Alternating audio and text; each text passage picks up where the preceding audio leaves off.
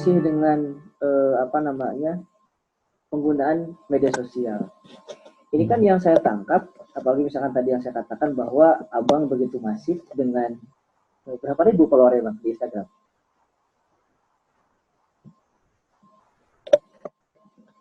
Oh enggak. Yang dari sekarang? Enggak, yang follow Instagram abang. Oh sedikit. Cuman 14,5 gitu. Oh itu banyak bang. Enggak. Oke. Nah, oh ada yang 1 juta, 2 juta kan ada. iya. Apalah artinya belasan ribu kan. Apalagi saya. Ampun. Enggak lah. Kalau ada honey box ini kan sudah melesat nanti kan. Pengennya begitu. Amin. Oke. Nah, kembali lagi misalkan di dalam penggunaan media sosial yang begitu masif, saya merasakan betul gitu penggunaan media sosial ini. Kemudian yang saya tangkap adalah penggunaan media sosial ini erat kaitannya dengan self branding image gitu bang. Nah, signifikansinya seperti apa bang sebenarnya terkait branding personal kita nih dari media sosial? Ya. Jadi kalau menurut Aidil begini, setiap orang dalam hidup pasti punya goals, punya misi masing-masing atau punya interest masing-masing. Dan di dunia ini kan ada 7,6 miliar manusia. Dan ketika kita mau mendorong orang menuju suatu hal yang bermanfaat misalnya, ketika kita mau mempengaruhi orang harus yakin dong dengan kredibilitas kita. Orang harus kenal, orang harus tahu, sehingga mereka bisa share the same view gitu, atau melihat sesuatu dengan gaya pandangan yang sama. Nah, bagi saya apa relevansi atau apa urgensi sebenarnya membentuk citra di media sosial. Tapi sebelum itu, ini kan biasanya kalau kita ngomongin citra ini konotasinya negatif begitu kan, pencitraan apa. Sedangkan bagi saya citra itu keniscayaan begitu. Seseorang tidak akan mungkin bisa membebaskan dirinya dari persepsinya terhadap orang lain dong. Misalnya tanpa media sosial sekalipun, misalnya saya ngeliat Hamid, pasti terbentuk. Nah, sehingga yang bisa kita lakukan sebagai orang yang mengeluarkan atau menunjukkan kepada dunia kehidupan kita atau personality kita, yaitu opportunity bagi kita untuk nunjukin kepada orang lain. Tapi sebagai pengamat atau misalnya sebagai orang yang melihat, sebenarnya harus dibijaksanai. Karena apa yang ditampilkan di medsos itu kan sebenarnya harus disadari tidak merupakan gambaran, tidak selamanya menunjukkan bahwa itu bagian dari keseluruhan hidupnya orang-orang. Itu hanya menampilkan irisan kecil gitu. Jadi ini ada dua positioning bagi Aidil ketika kita menjadi pengguna medsos, sebagai kita yang memberikan informasi dan sebagai kita yang menerima informasi. Ketika kita memberi informasi, kita berikan hal-hal yang kita rasa representatif bagi kita. Sebagai orang yang mengambil informasi, ya kita harus jangan gampang percaya atau memahami bahwa apa yang terjadi di situ tidak selamanya merupakan representasi dari kehidupannya sehari-hari. Yang menjadi masalah bagi saya adalah ketika citra yang ditampilkan itu merupakan sebuah kebohongan atau irrelevan dengan kehidupan nyatanya. Misalnya saya mencitrakan, saya nge-share misalnya, ini contoh ya, ini bukan saya pribadi, misalnya saya nge-post bahwa ayo teman-teman semuanya mari kita sholat gitu kan, ayo teman-teman jangan lupa ini ngaji itu, padahal secara realitanya saya tidak melakukan amalan-amalan itu, ya bagi saya itu yang menjadi apa ya, jadi bias begitu. Tetapi misalnya kita misalnya Aidil menulis bait-bait puisi, dan memang itu ya Aidil lakukan, memang Aidil senang dan interest itu dari dulu kan, jadi bagi Aidil tidak ada salahnya. Begitu. Berarti penggunaan media sosial ini ketika memang digunakan sebagaimana mestinya bisa menjadi semacam portofolio personal kalau begitu, Pak. Mungkin dia menjadi katalisator proses-proses yang lain. Let's say begini, Hotman Paris misalnya. Hotman Paris mungkin bukan pakar hukum paling pintar atau paling jago di Indonesia, tapi menggunakan media sosial, dia bisa dapat beberapa advantages. Dia membentuk persepsi publik bahwa dia memang ahli hukum dan dia memang paten begitu kan.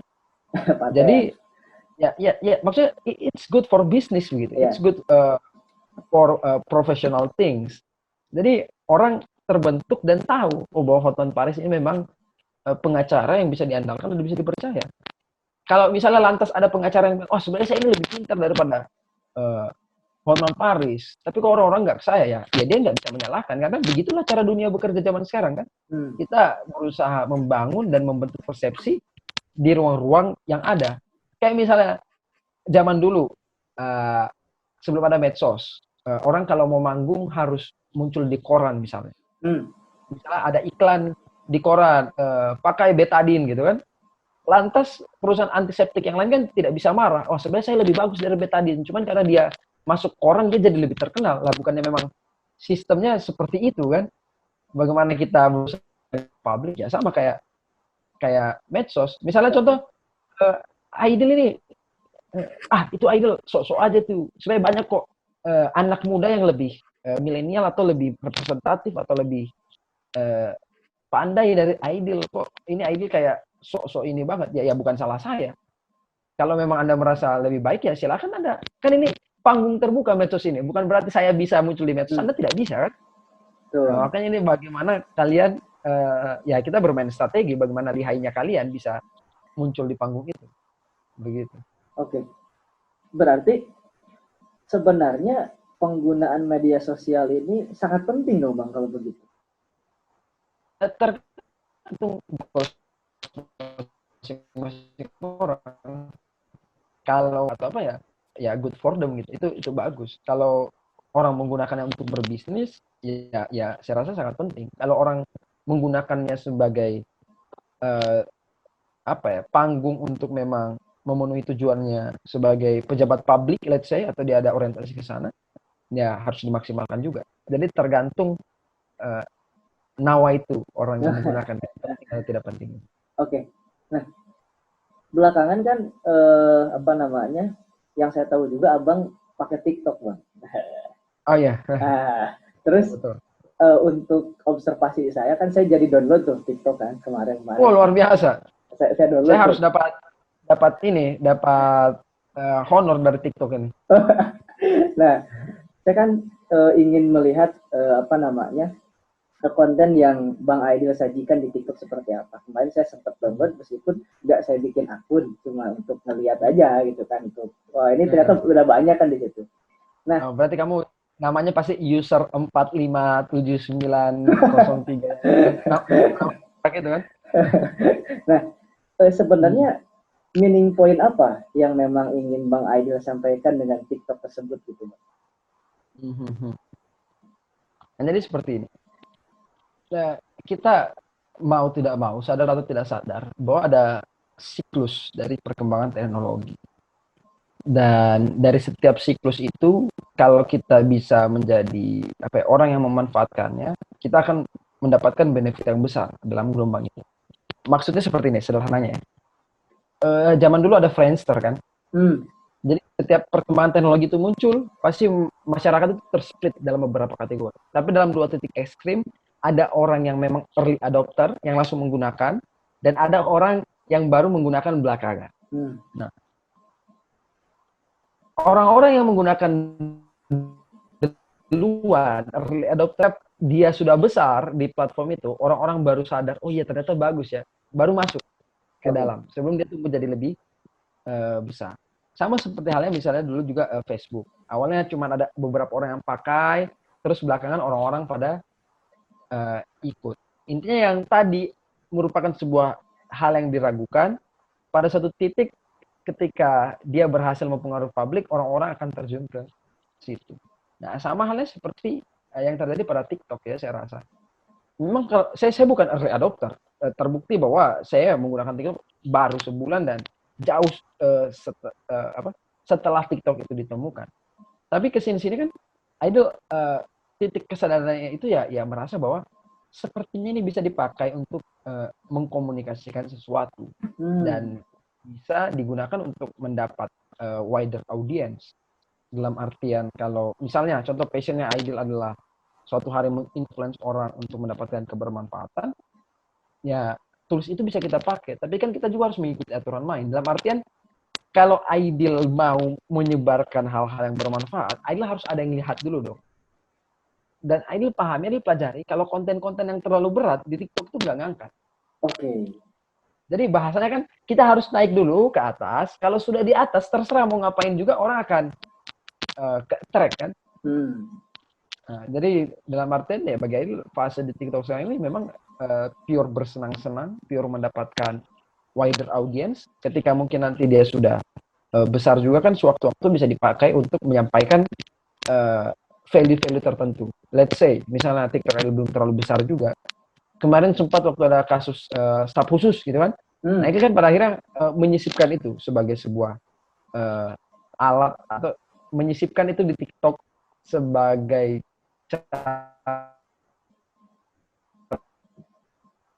Idol berkomunikasi. Nah, kontennya politik semua kan orang-orangnya tidak interest. Jadi itu yang Idol maksud tadi, pada satu titik kita bisa gunakan dia, kita bisa ekstrak potensinya untuk menyampaikan pesan. Setelah itu ya kita normal-normal lagi dulu. Nanti pada satu momentum lagi yang pas kita serang lagi, tapi kita mainkan lagi. Oke. Begitu. Oke. Ini Bang, sebenarnya pertanyaan yang selanjutnya saya ingin sedikit mengulik terkait stafsus. Ternyata barusan sampai keluar kan. Ini jadi kayak gayung bersambut sebenarnya. Ampun. Cocok. Sebenarnya para stafsus milenial ini apakah memang merepresentasikan para milenial sebenarnya Bang menurut Abang? Atau bagaimana Bang? Ya, bagi saya sebenarnya simpelnya bisa iya. Dalam artian ya bisa iya karena memang de facto mereka adalah milenial, bisa tidak karena milenial itu kan ada puluhan juta jumlahnya. Jadi itu bisa iya bisa tidak tergantung kita mau melihatnya dari perspektif yang mana. Tapi lantas yang menjadi mengecewakan karena kan ketika mereka naik itu yang di-brandingkan gitu. Maksudnya pemerintah menempelkan identitas itu. Bahwa lihat ini loh milenial terbaik kita gitu kan. Jadi mereka menggunakan diksi itu ya mau tidak mau nempel klaim milenial itu. Mereka adalah kader atau bahasanya mungkin anak muda terbaik yang Indonesia punya saat ini, dan mereka dikasih panggung itu.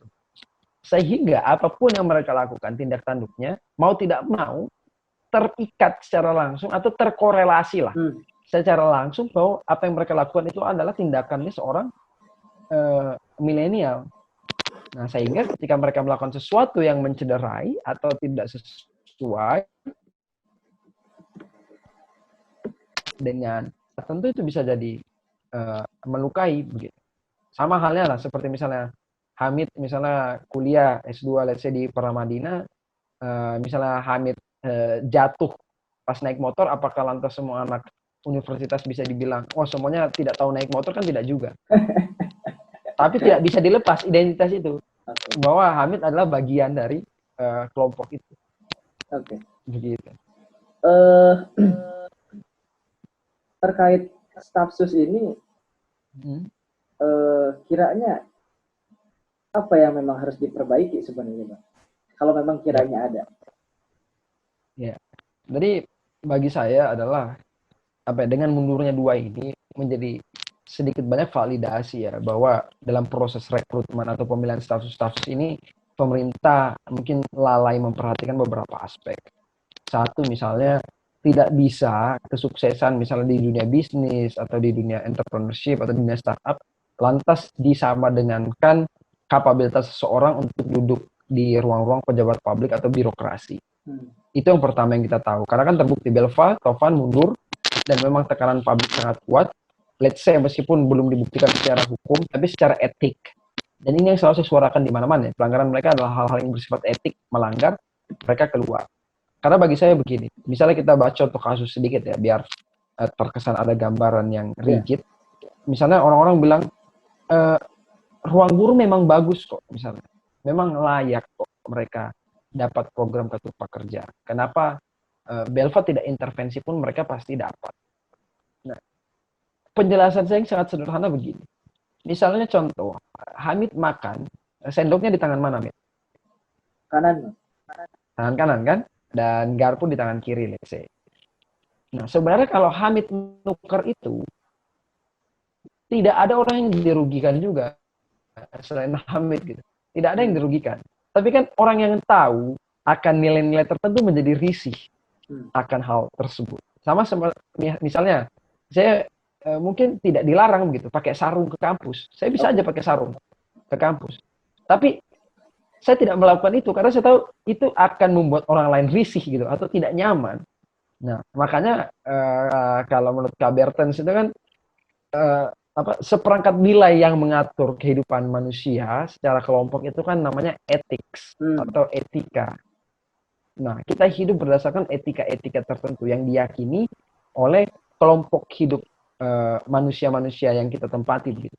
Nah, begitupun menjadi seorang pejabat publik itu ada etikanya. Etikanya apa? Ya mereka tidak boleh terlibat dalam konflik of interest. Apa itu yang dimaksud konflik of interest? Ya adalah ruang-ruang di mana ada potensi bergesekan antara jabatannya sebagai pejabat publik dan juga interest pribadinya.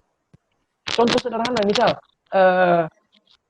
istrinya gubernur misalnya kan, anggaplah ada gubernur namanya Pak A gitu kan, istrinya Pak A ini ngeliat-liatin program tertentu kan, dia tidak perlu bilang ke orang-orang bahwa saya ini istri gubernur gitu, sehingga apa bisnis saya itu kamu harus bantuin, dia nggak usah bilang. Tapi kan orang-orang sudah mendapat semacam kesepahaman kolektif kah, atau ada hal-hal yang bersifat psikologis yang membuat dia tidak betul-betul jernih atau tidak betul-betul melakukan itu karena memang objektivitasnya terhadap sesuatu.